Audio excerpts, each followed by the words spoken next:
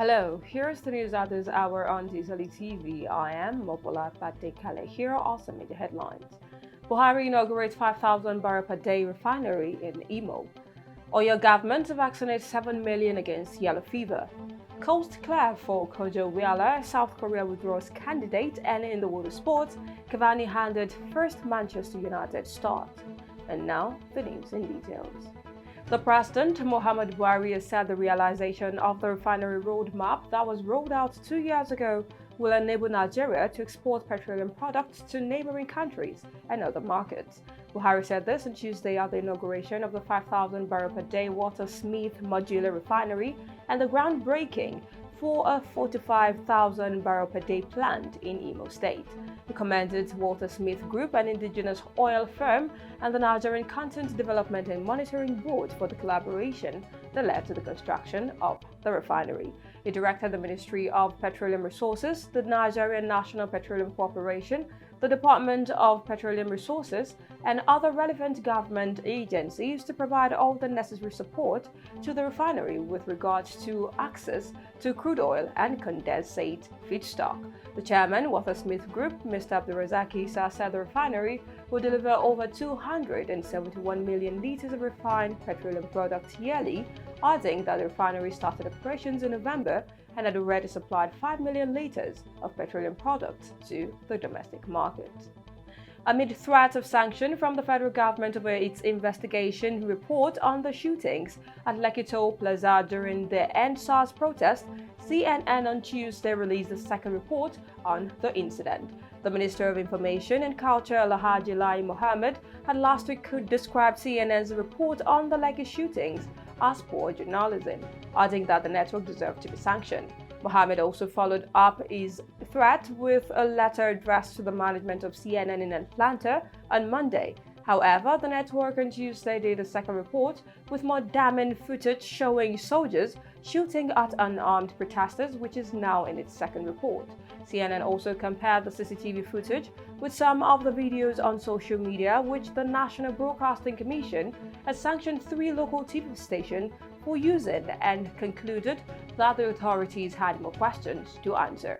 The fresh report also shows the Commander 81 Division, Brigadier General Ahmed Taiwo, adding that before the judicial panel that his men indeed took live ammunition to the toll gate.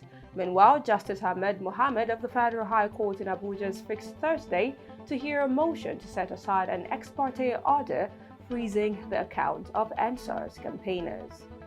Oyo State government says it's vaccinating 7 million people, including children above 9 months, starting from Friday, 27th November 2020 against yellow fever to prevent the deadly infection spreading to the state. Executive Secretary, Oyo State Primary Healthcare Board, Dr. Muhyiddin Olatunji, disclosed this at an orientation for media on yellow fever and meningitis A campaign, said both vaccines will be provided at health facilities all over the state, including schools and public places with large population. Dr. Olatunji, who spoke through Program Manager State Emergency Response on Immunization, Dr. Olukorede Kune, said the plans are made to ensure that at least 85% of the people in the state benefit from the yellow fever vaccination campaign. Dr. Olatunji, however, said that pregnant women, breastfeeding mothers, sick individuals, and people with compromised immunity are not eligible for the vaccination campaign, which will last for 10 days all over the state, including individuals allergic to eggs and components of an egg are also not eligible to take the vaccine. Security personnel at Agodi Prison on Tuesday clashed with Okada riders and area boys at Agodi Gate bus stop in Ibadan, the state capital. There were sporadic gunshots as residents scampered for safety. Nigeria Correctional Service NCS Public Relations Officer Lariwaju Anjorin, who confirmed the clash, however, said normalcy has returned to the area, adding that men of Operation Burst, a joint security outfit set up by the Oyo State government, has been stationed at the scene of the incident. Also speaking on the incident, the Police Public Relations Officer PPRO Olugbenga Fadeyi said contrary to the trending news online that policemen fired shots leading to injury at Agodi Gate area, said that there was a clash between officials of the correctional center and Okada riders. Fadi stated policemen as well as other security agencies moved to the scene to ensure that there was no breakdown of law and order that could lead to coordinated attack on the prison facilities, adding the policemen fired no shot. Former President Olusegun Obasanjo on Tuesday in Ibadan tasked Nigerian government to fight against illegal felling of trees and poaching to protect Nigerian forest and its abundant resources. The former president stated this at the 42nd Annual Conference of Forest Association of Nigeria (FAN), which coincided with the 50th anniversary of the association. Former Executive Secretary, National Universities Commission (NUC), Professor Julius Okogie tasked Nigerian government to arrest the ongoing spate of deforestation in the country to avert negative effects of global warming and climate change. Professor Okogie, who noted that it is increasingly becoming difficult to check forest encroachment in Nigeria, stated that forest protecting agencies should be equipped with the necessary tools to fight encroachment in the forest estates.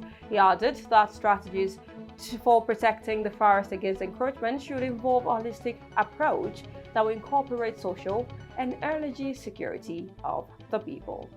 We must begin to look at and devise means of protecting our forests from those who are not only concerned about today. We must jointly fight the war against illegal felling, illegal poaching, and everything that is illegal in our forests. We must ensure that we do not, arising from negligence, lose our endangered species. The news on TSTV will be back right after this.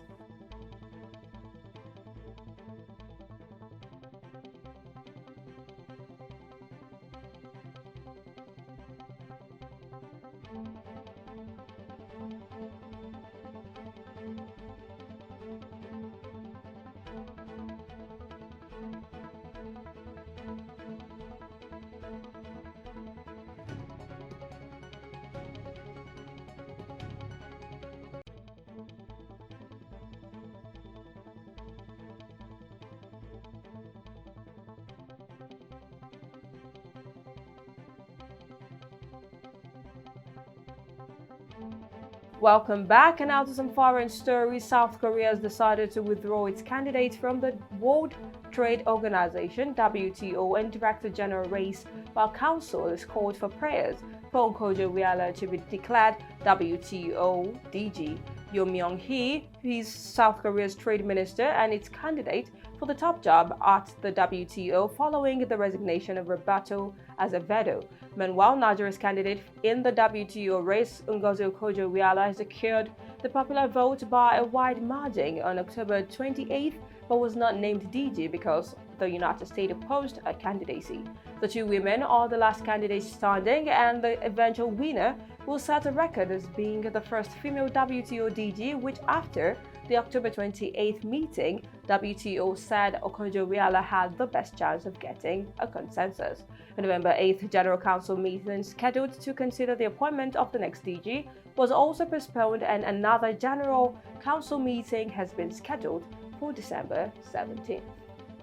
The African Union Special Envoy to troubled Mali, Pierre Buyoya, resigned the post on Tuesday. He and other top officials of the Pan-African body told newsmen.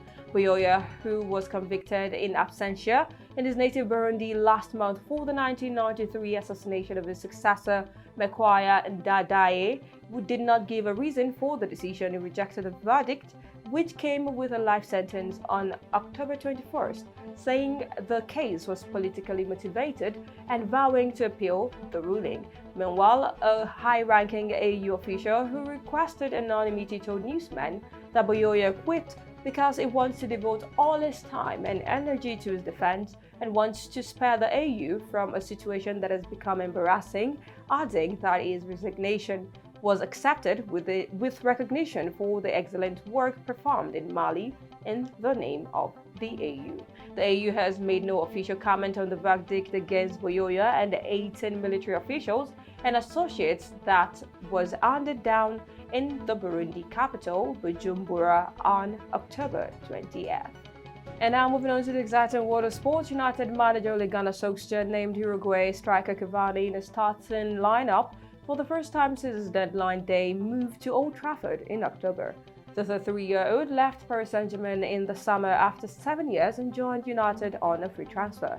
CAVANI had scored once in 6 substitute appearances for United, netting in their Premier League win at Everton on November 7th, while Dutch midfielder Donny van de Beek also made a rest start for United. Meanwhile, Paul Pogba was absent due to injury, as David de Gea was also selected in goal ahead of Dean Henderson, who had started the previous group game against Başakşehir in Turkey. Martin Braithwaite became the second Danish player to be involved in 3 goals in a single Champions League game, as Barcelona confirmed the qualification for the last 16 of the Champions League as they thrashed Dynamo Kiev in Group G. Despite resting Lionel Messi for the trip to Ukraine, it proved a comfortable evening for Ronald Koeman's side, who has won all 4 of their group games. Sergio Dest's driven effort provided the opener, and Martin Braithwaite scored twice, while France striker Antoine Griezmann rounded off the scoring late on. However, debutant Oscar Mingueza, who is 21, looked assured in his role, debuting for Gerard Piqué, while the likes of Francisco Trincao, Junior Firpo, and Carlos Alena also impressed. And with that, we've come to the end of the news. Here is a recap of the major headlines. Buhari inaugurates 5,000 barrel per day refineries in Imo. Oyo government to vaccinate 7 million against yellow fever. Coast Clef OKONJO-IWEALA, South Korea withdraws candidate. And in the water sport you heard, CAVANI handed first Manchester United start. Please do not forget to always adhere to COVID-19 safety measures. The news was compiled by Hope to OKONJO-IWEALA. Mobola Patekala, a good day and thank you for watching.